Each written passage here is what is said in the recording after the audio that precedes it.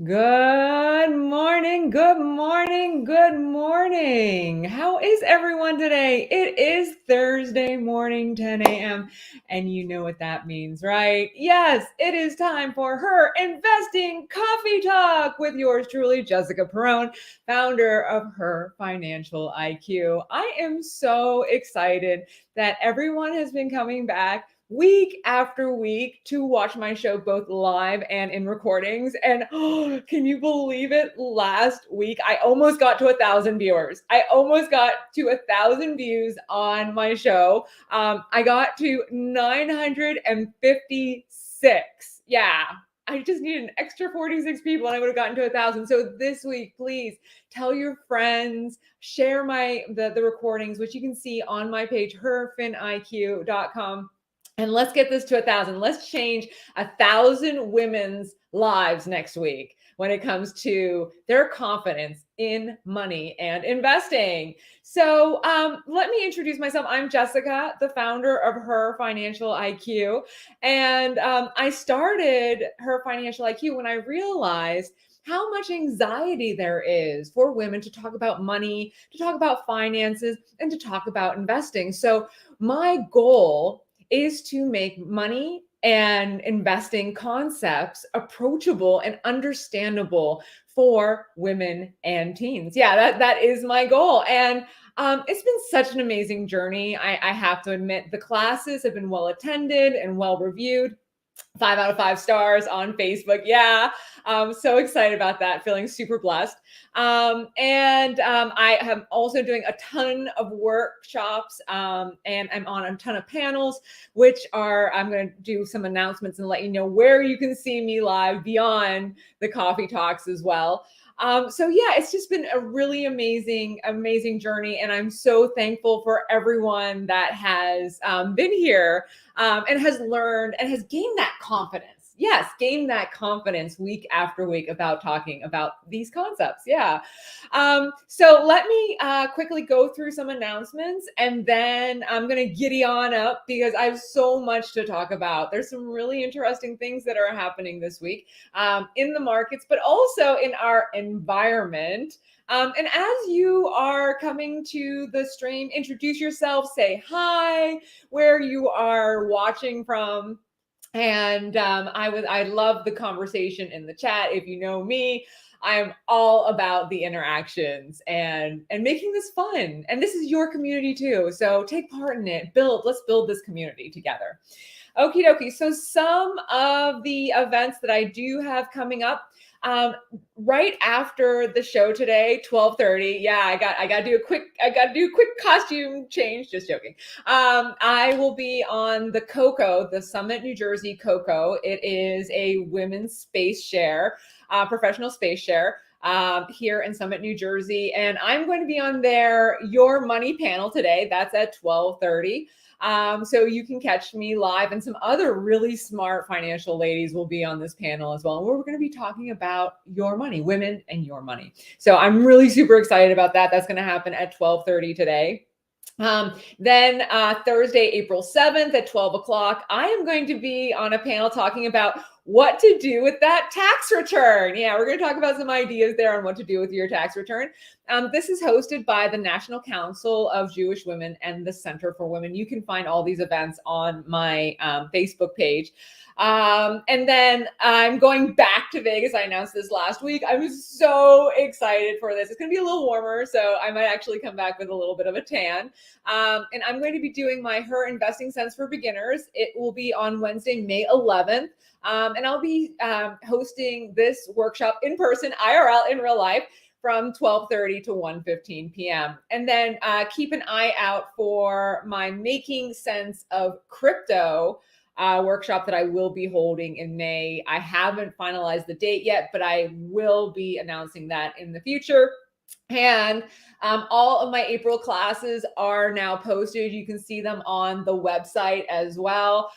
So if you want to take your journey past the coffee talks and you want to start your journey when it comes to money and investing, then I would love to see you in the classes as well.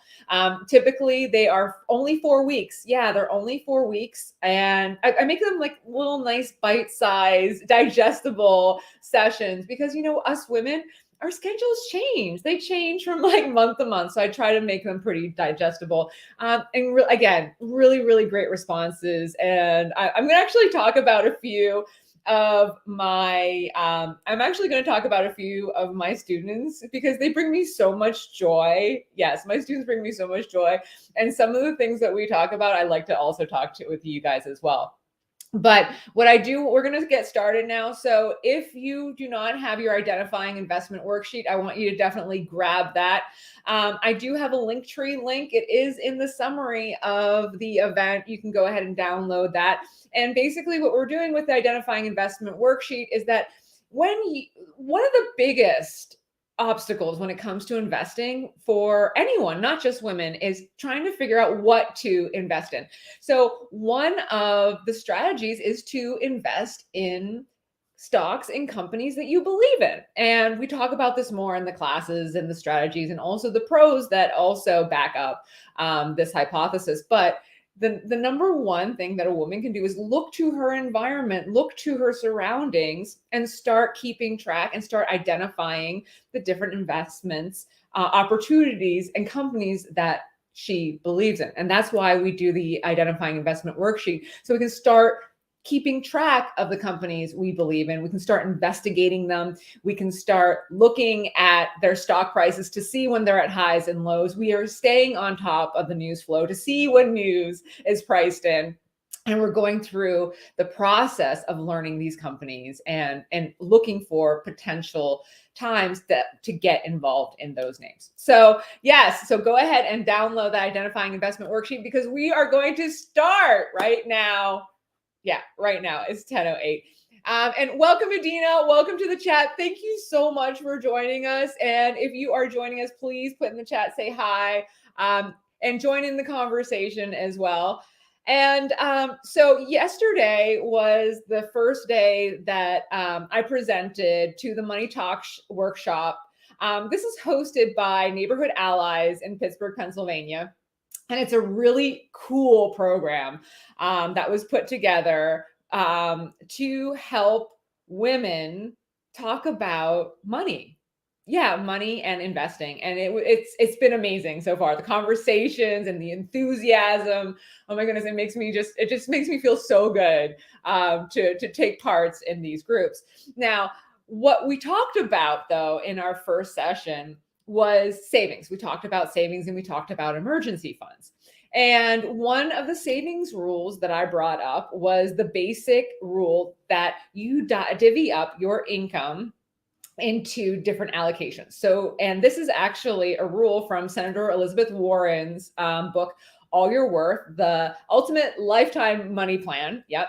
And so what she says is that you should spend 50% on needs, 30% on wants, and 20% on savings. Okay. Now that ratio really does change depending on how much bad debt you have. And bad debt, the first thing that comes to mind when I think about bad debt is I think about credit card. I think about credit card debt and the interest, the crazy interest on credit card balances. So with that said, if you do have significant credit card balances, you want to really hunker down and try to chip away at that debt as fast as possible because it really does spiral out of control. And we're going to talk about that more in I think 3 weeks actually in this Money Talk. Or you can learn about it more in my classes. We talk a lot about this, about getting your ducks in a row in the Before Investing class at HerFin IQ.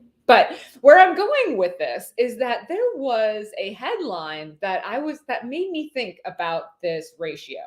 And this headline was actually out of yesterday's Seeking Alpha. And the headline goes like this. It says, February rental affordability issues rise amid national rents peaking to 30% of incomes. Okay. So yeah, 30% rents. equal 30% average rents equal 30% of income. So when you're looking at your, okay, 50% to needs, 30% to wants, 20% to savings, and now you're saying, oh my goodness, my rent is 30% of my needs. That's a lot, right? That's a lot. So when you see that, you're like, oh my goodness, I got to rebalance. I got to rebalance my budgets. And there was an amazing student yesterday, and I'm doing a shout out to Monique because she brought up this concept. And this concept is she coined the phrase, and I need to do it is okay, so when we're talking about rebalancing our budget, she brought up this concept that technically you are breaking up with your old habits. And I latched right on to this. I thought it was such a neat concept, the breaking up with old habits. And it's not only just with like budgeting though. I mean, this could be like breaking up with any habit that doesn't serve you or that's bringing you down. So it could be like a relationship that isn't serving you anymore, a friendship that's just dragging you down. It could also be with like a diet habit or a spending habit or all different types of habits that you may have. And basically you need to break up with this habit so that you can create a new relationship. And I love this concept. And if you have any other ways to coin this phrase, please feel free to join the conversation on this item in the chat or message me. But shout out to Monique for this, the breaking up with old habits. I love that. I really do. But going back to this affordability of rents. What also really struck me was the least affordable areas. And so a lot of them are in the Sun Belt, and you have like Miami, Tampa, Florida, and San Diego are three of the cities that they are sourcing that are just way out of control rent wise. So yeah, we're thinking about, if our rents are going up, what is that proportion? What is that proportion going to look like? What is it going to look like with the needs and the wants? Because you definitely want to keep that savings going. You definitely want to keep that savings going. Now, as you guys know, I love to talk about ETFs as well. And the Seeking Alpha article also brought up some housing ETFs that I want to share with you. They brought up 4 housing ETFs. The first one they brought up is the iShares Residential and Multi-Sector Real Estate ETF. That ticker is REZ. They also brought up the iShares Mortgage Real Estate ETF. That is REM. We also have the Hoya Capital Housing ETF. That ticker is HOMZ. And then we also have the Spider S&P Home Builders ETF, and that is XHB. So if you have interest in housing ETFs, definitely add these to your identifying investment worksheet and start looking into them. See what they're all about and see if they fit your strategy. Okay, so with that said, in the life of mom, my daughter said a funny this week. My daughter said a funny. So we were going down the highway, and as I'm sure all of you are doing, I was looking at gas prices. I was looking for the best prices. And of course, quick check. Yes, that was where I ended up filling up. But my daughter said to me, she goes, Mom, if you had an EV, you wouldn't have to pay for such high gas prices. And I thought about this, and I thought about a conversation I overheard at a bar where these two guys were actually talking about their Teslas, their Tessies, and and we're talking about how high their electric prices were. And I was like, I wonder if anyone has done the research to see what is actually cheaper, whether it is the gas-driven cars or the EV cars. And believe it or not, of course, CNBC, one step ahead of me, they actually have already done that research. So they asked the question, is it true that it's much cheaper to refill an EV? And so CNBC did crunch the numbers and found out that it's still quite a bit more expensive to fill your gas tank than it is to charge your EV's battery. Yeah. So, but talking about this, like electric is also really super expensive. They were talking about how electricity is at all-time highs as well as gas right now. So I have another really fantastic student. Her name is Francesca. She is uber frugal. She is more uber frugal than me. So I'm pretty good at it. I splurge every once in a while on a nice glass of wine, nice steak, but for the most part, I am super, super frugal because I see everything as a return on my monies and a return on my investment. So if I'm not getting a return on it, like uber happiness. I mean, it can be even uber happiness. I'm analyzing what the return is on that money. But so Francesca was talking about how she's walking. She's walking so much more now. She's walking the mile to the grocery store and back because gas prices are so high. And she's like, but you know what? I'm staying fit. I don't have to go to the gym because I'm doing all this walking. And I was like, oh, this is actually really interesting. And I'm also seeing, articles out there which are talking about the rising costs of buying a car, of insurance. Like I'm seeing headlines about insurance companies raising rates to cover the cost to replace car parts in cars. So insurance rates are going up.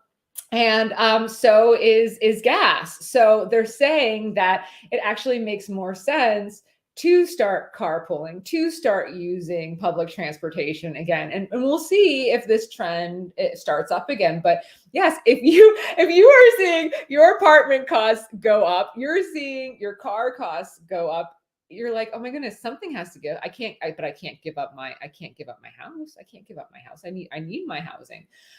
So maybe that's where you find the savings. You find the savings by, walking more, using public transportation and carpooling. Interesting, right? It's interesting times that we're in these discussions.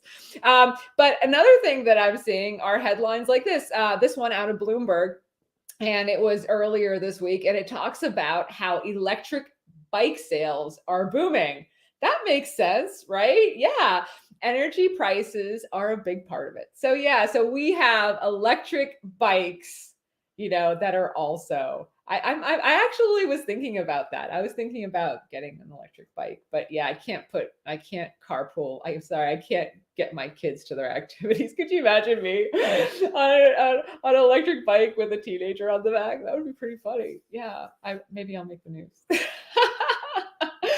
Okay, so you know what? Spring started. Moving on. Yes, it's spring, and we can actually bike places now and walk places. But spring officially started Sunday, March 20th. Yes, it is. Yay, spring! That means summer is coming up. But guess what else that means? That means boo, allergies.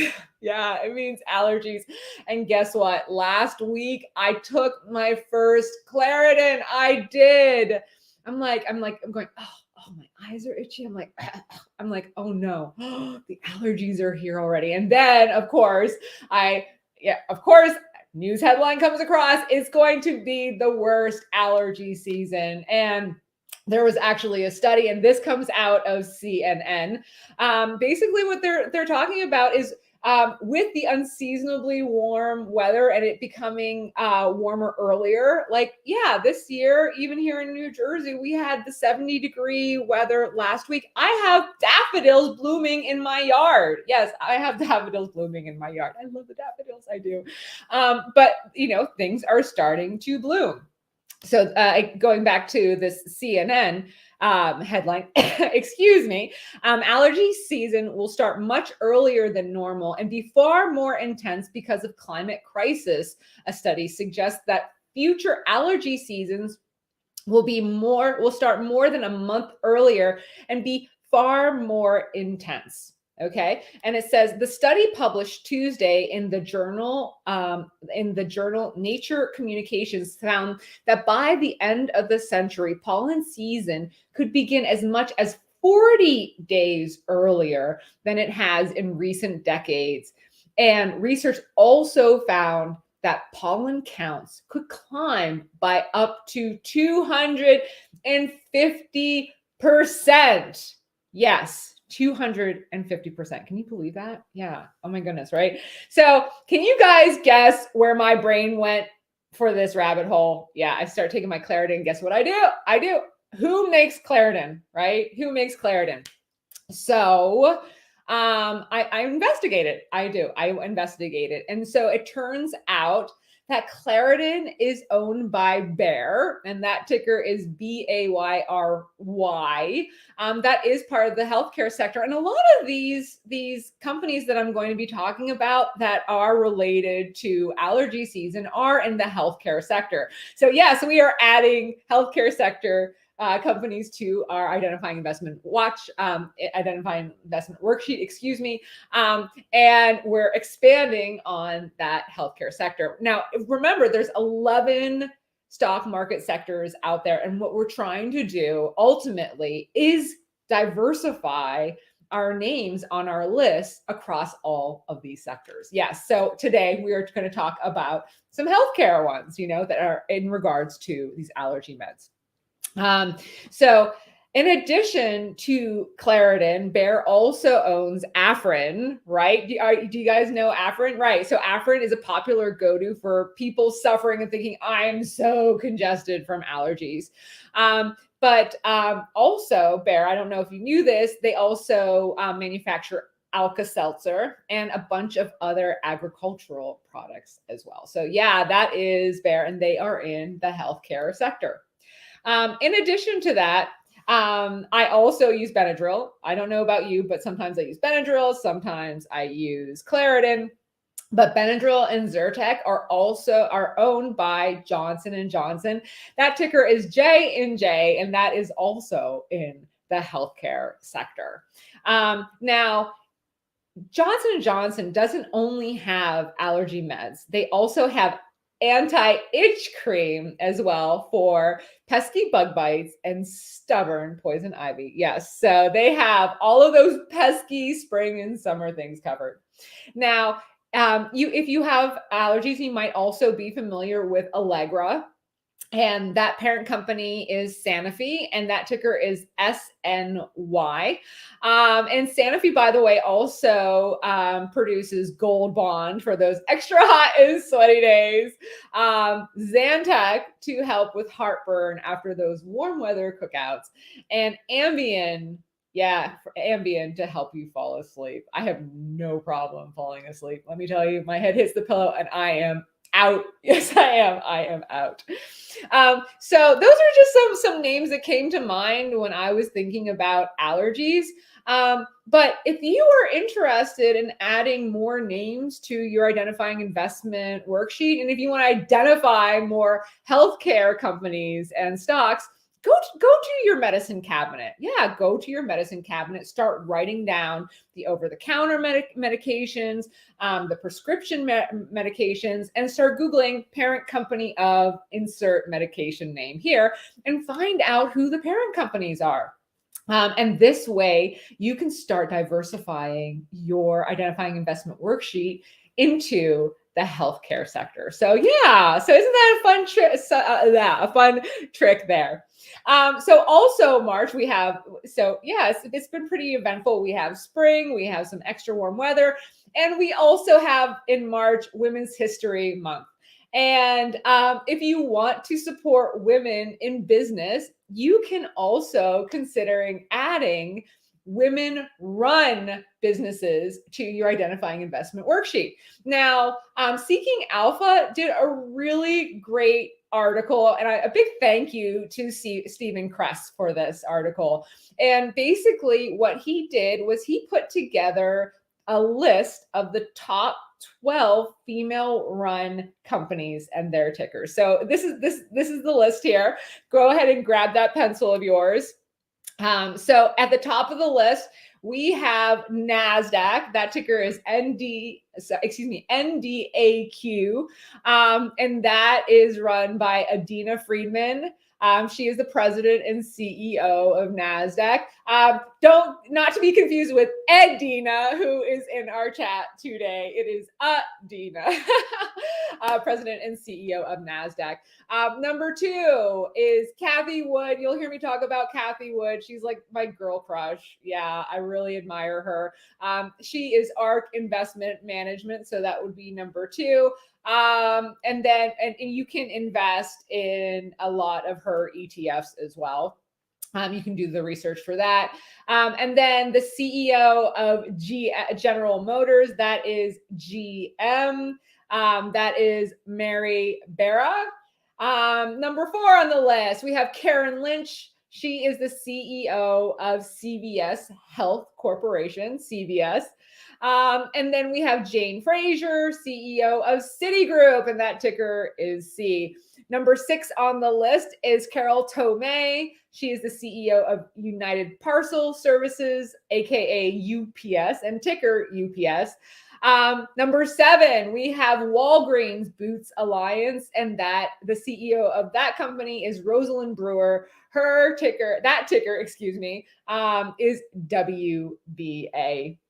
And then the Hershey Company, it has sweet news that they are run by a woman as well. That's Michelle Buck. She is the CEO of Hershey, and that ticker is HSY.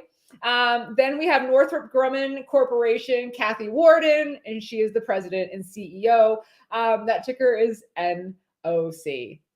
And then we have Duke Energy. That is Lynn Good. She is the chairman and president and CEO. That ticker is DUK.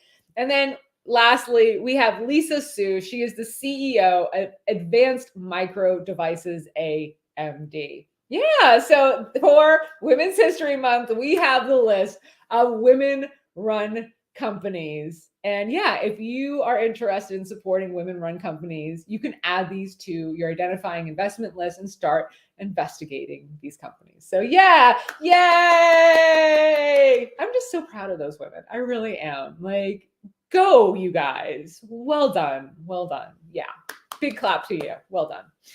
Okay, so let me see. Where am I going? Oh, I'm going into the news. I am going into the news. Can you believe I've been talking for 30 minutes already? Time goes by so fast when I'm here with you guys. It really does. But there's just so much going on in the news. So let's go ahead and get there. Does anyone have any questions so far of what I've talked about in the chat so far?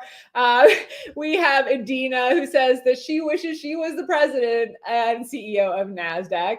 And then Nina here said something about, maybe she was referring to, I love that hashtag women supporting women. Yes, absolutely. Thank you so much, Adina. I really appreciate it.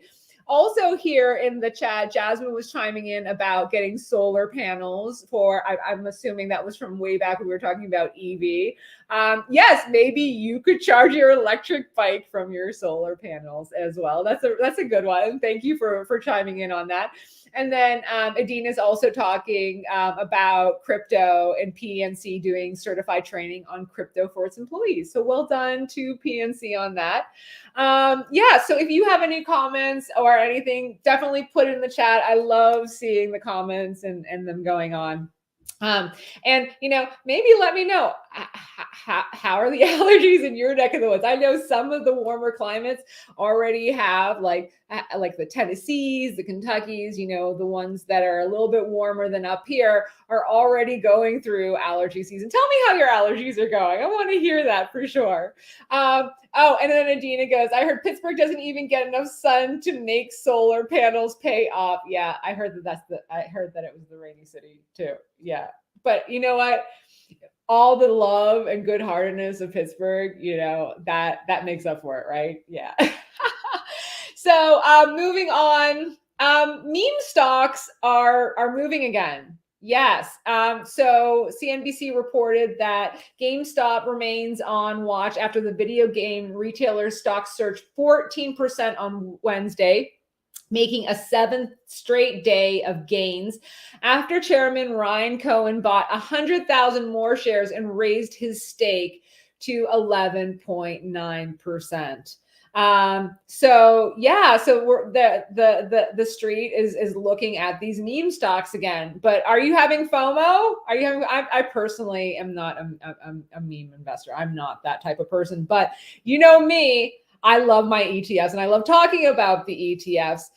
So if you are having FOMO, fear of missing out on these meme stocks, and you're like, "Ooh, I'd really like to get involved in them," maybe you want to check this out. I'm not a big proponent of it, but of the meme and the volatility behind it. That's just a little bit outside of my comfort zone. But Round Hill has a meme ETF.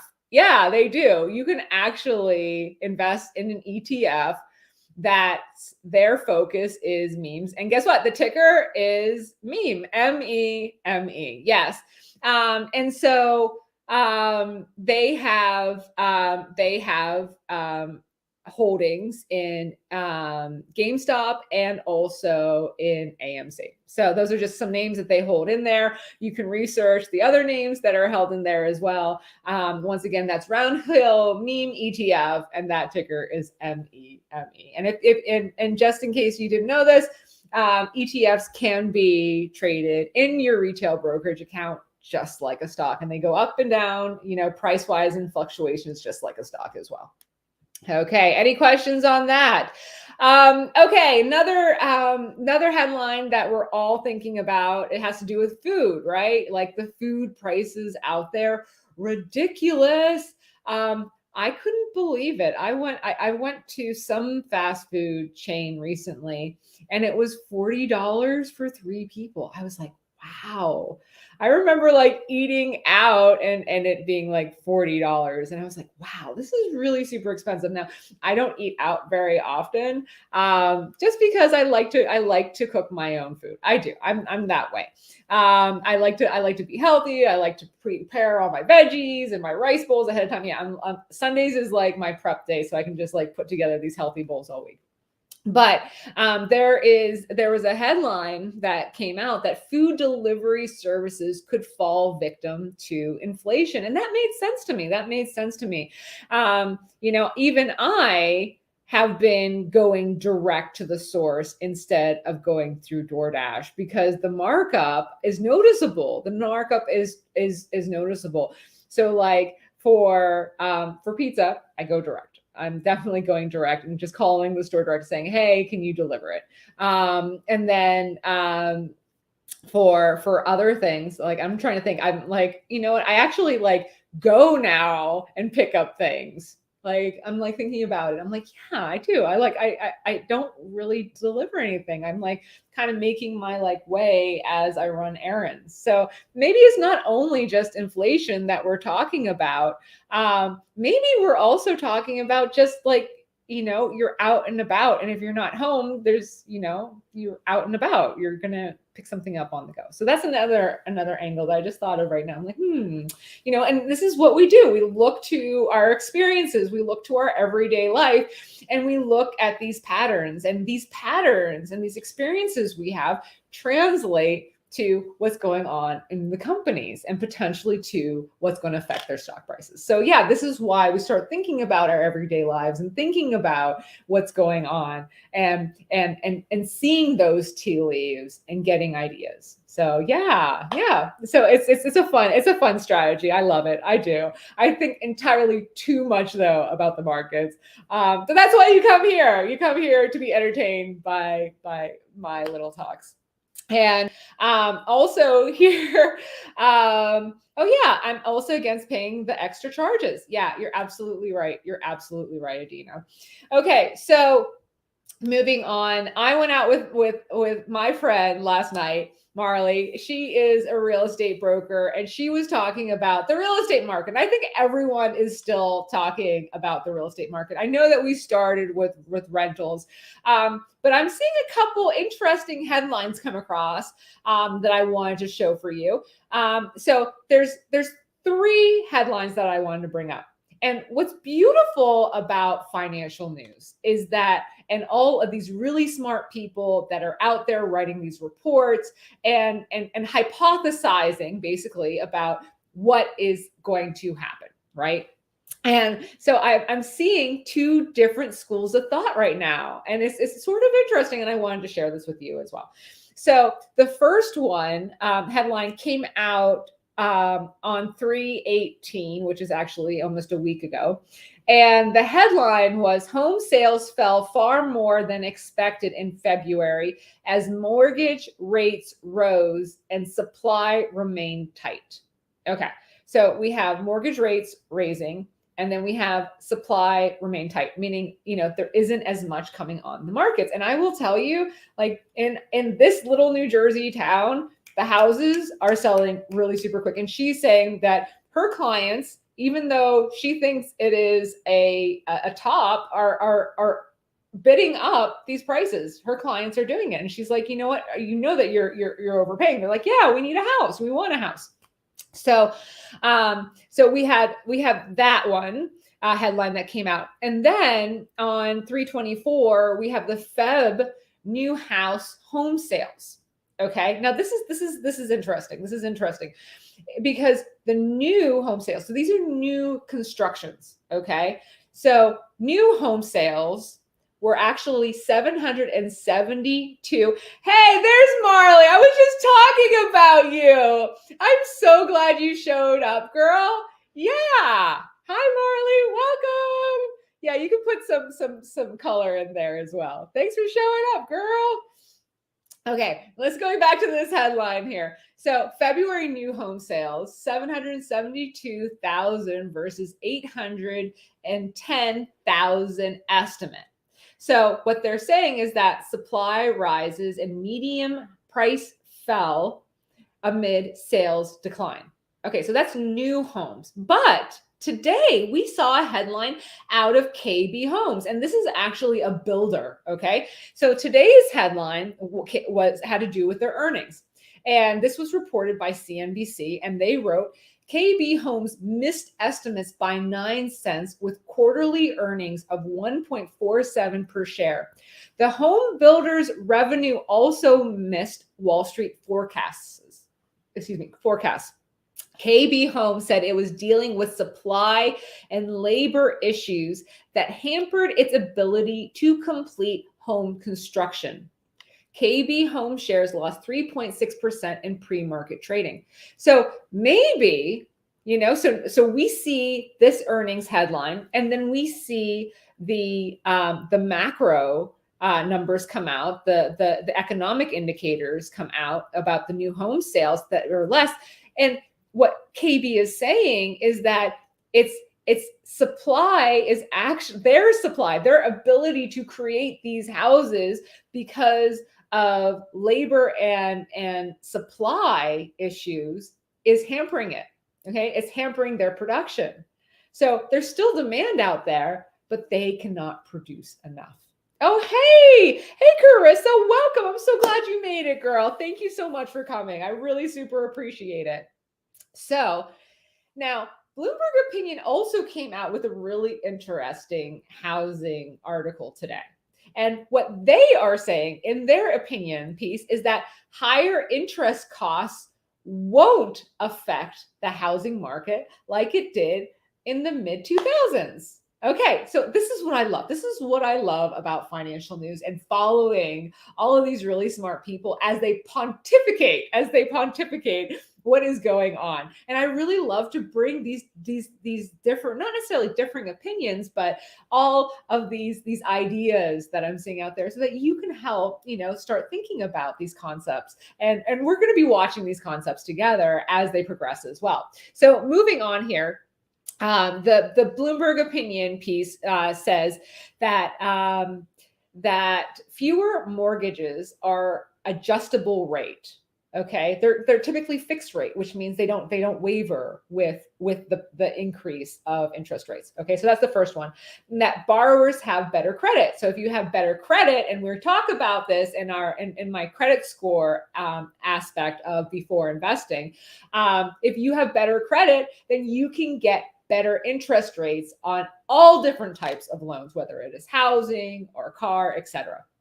Okay, so the impact of tightening will be felt by first-time home buyers and in the cost of car loans. Okay, so that's where you're going to see the impact, they're saying. First time home buyers and the cost of car loans. And then it also goes on to say, given the current scarcity of homes and automobiles, consumers may just dig deeper anyway. Okay, so that was a really interesting. Do you like that progression? Do you like how we looked at all that news flow there to kind of see all the different types of opinions and kind of dig into this? So it looks like, there is demand. There's demand out there. KB Homes just can't produce enough to keep up with it. No, they can't. And Bloomberg Opinion is saying, hey, people, we're at a different time. We're at a different time here. So what do you guys think? Put it in the chat. I'd love to hear from you. Moving on here. Okay. I saw a really intriguing article in Barrons last weekend. We are here at 10:41. Okay, I have time for these. I do have time for these. Okay, so this is out of Barrons last weekend, and they are talking about the motherhood penalty for women who leave their jobs. And I thought this was really intriguing because I see this in my everyday life with other moms. I do. And maybe you guys feel it too. So the article reads, economists have long found what is known as the motherhood penalty for women who leave jobs or cut back on work to care for children. Besides losing pay while away from work or reducing hours, there can be substantial long-term financial sacrifices, lost opportunities for advancement, raises stunted because they build on low early career salaries, and compromises in retirement since lower pay reduces Social Security, pension, and the ability to save in 401ks and individual retirement accounts. And then once I read that article, I was thinking about all of those stay-at-home moms. I was thinking about all those stay-at-home moms who are not contributing to their 401ks or individual retirement accounts, that are really, really, really dependent on their spouse, and how they're not taking part of that conversation. And then I was also listening to a couple of podcasts where women went through, and stay-at-home moms, women, actually went through and compiled costs for everything they did if it was outsourced. So from cleaning the house to doing dishes, et cetera, if that person went back to work, how much it would cost to outsource that role. Okay, so putting a quantitative measurement of a salary, right? Now, thinking of this, hold, this is the way my mind works, right? So what if you did that, right? And you talked and you had this conversation with your spouse, and you said, okay, this is how much I should be making. This is how much I've been contributing to the household. And, can we put a contribution like a 401k to a retirement account? That's an interesting concept, right? That's sort of an interesting concept. What do you guys think? What do you guys think of that concept? But anyhow, just being part of the conversation, the investing conversation in the household, the money conversation in the household.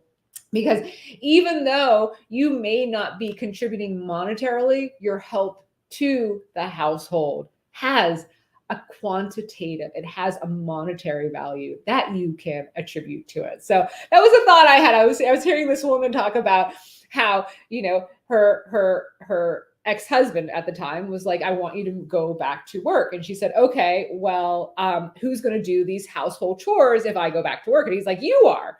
And she's like, well, this is how long it takes me to do these chores. This is how much it would cost to actually find someone else. So this conversation was fascinating to me. I was like, yeah, this is something that I wish more women did. The value of their role in the household, even though they're not monetarily bringing money to the household. So I loved that conversation. And I had to look of where I found that.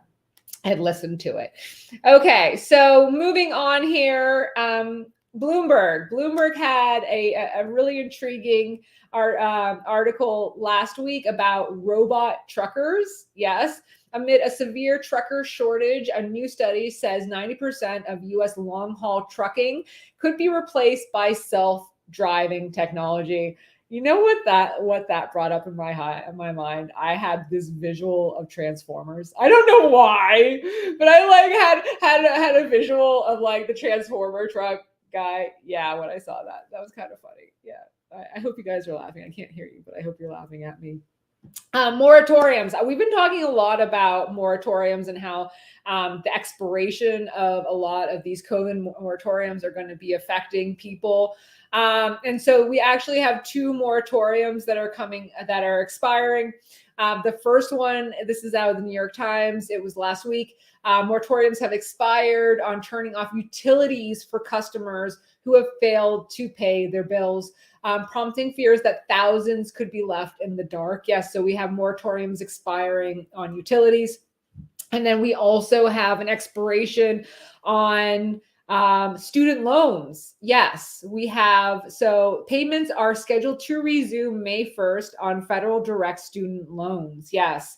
So what this article from Axios is talking about is that tens of millions of Americans haven't had to make payments on their student loans for at least 2 years. 2 years.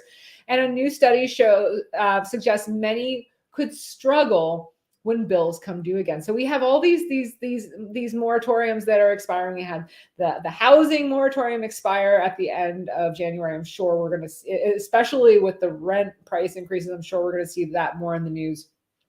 We have the moratoriums expiring for utilities, and we also have the moratoriums expiring for student loans. So these are extra costs that are coming back, and people might be like, "Ooh, I have these costs." And again, where does that go? Where does that come into our 50, 30, 20, spending and saving rule? Where does that all come from? It's about the rebalancing of your habits. It's about the rebalancing of your spending and your savings. So we're all going to be talking about that for sure. I know you guys don't want to hear this, but is COVID back? That's my next section here. Is COVID back? So we are seeing shutdowns in China. Again, I'm even seeing headlines that fresh food is hard to find in some cities. And now I saw another headline today out of Bloomberg that a third of European nations, including Germany, France, and the UK, are seeing a surge in COVID-19 cases after brutally easing restrictions.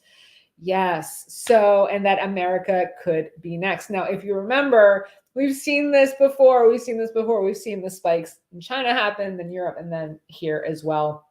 And we've been taking off our masks. So this is going to be really interesting to see what develops. But I did see this headline that gives me hope. It is out of the CDC. And this was according to Trade the News. And so the CDC reports that they have seen a modest uptick of COVID in wastewater in the Northeast. Yeah, isn't that interesting that they can detect COVID in wastewater?